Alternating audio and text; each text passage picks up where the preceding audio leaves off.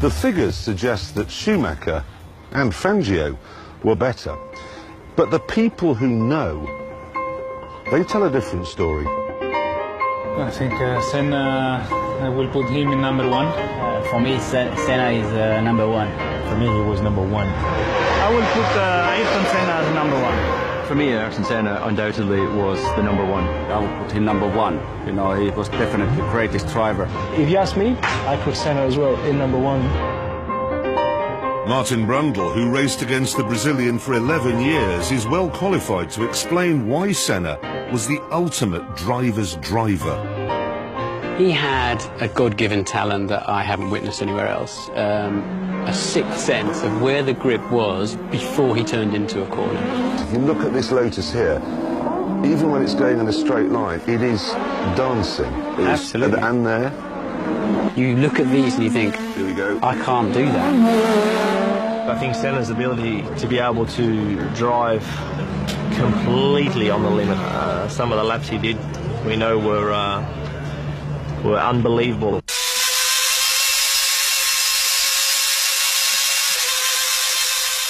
This is manic. Look at this. How he reads those two guys is absolutely on it, isn't it? This is. Look at that. Senna was so good at banzai last-minute qualifying laps that in his Formula One career he won an incredible 65 pole positions. He had this gift to just go and find, we could all find a tenth or two. The really great drivers can go and find a half a second or 3/4 of a second. However, Senna could do even better than that. In Monaco in 1988, he out-qualified his teammate, the great Alain Prost, by a scarcely believable 1.5 seconds.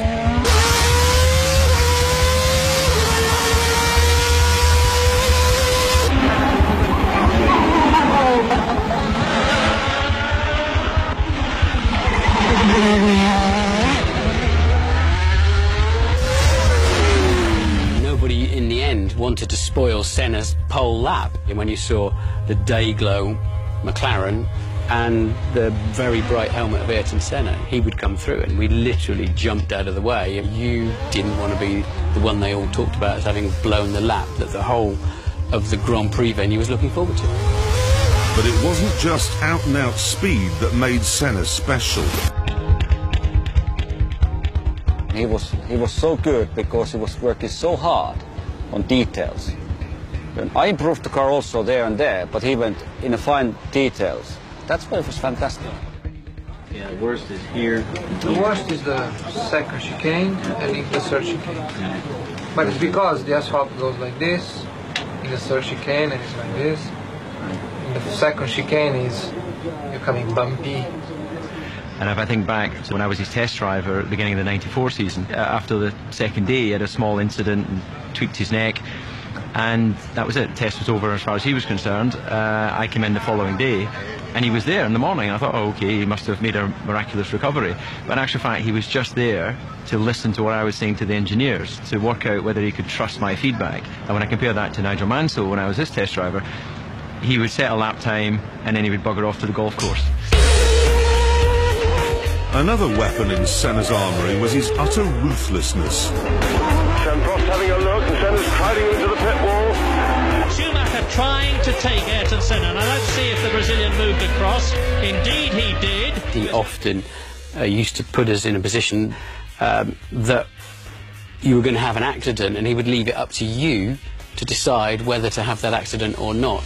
So when he wants to overtake, he'd go on the inside and put the car in a place. If you try to take the corner, you're going to hit him. Yes, he would put you in a compromising position and then leave you to make the decision. And if you didn't run into him, then psychologically you were buried and finished. He would then know that every time after that he showed you a wheel, you jump out of the way.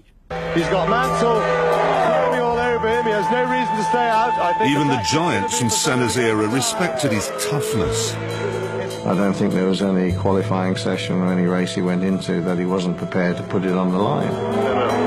all over the back. He's having a look and he's inside Mansell. He was the toughest driver and the most ferocious driver to protect his area or space. Senna, all his skills involved.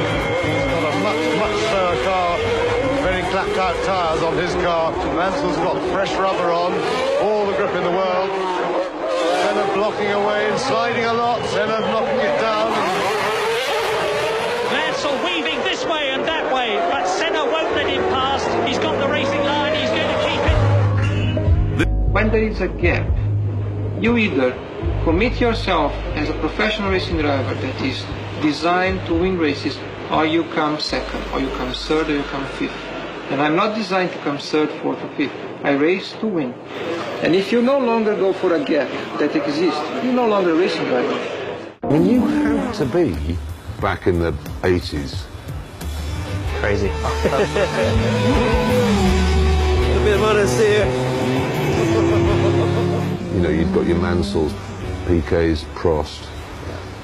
The drivers were incredible, and do you think that shining out from all of those drivers in that great era, Yeah. Senna rose to the top? Senna rose to the top. You know, I'll be honest with you, I was never a Senna fan. I always thought Gilles Villeneuve was the greatest racing driver of them all, but to make this film, I've watched hours and hours and hours of footage.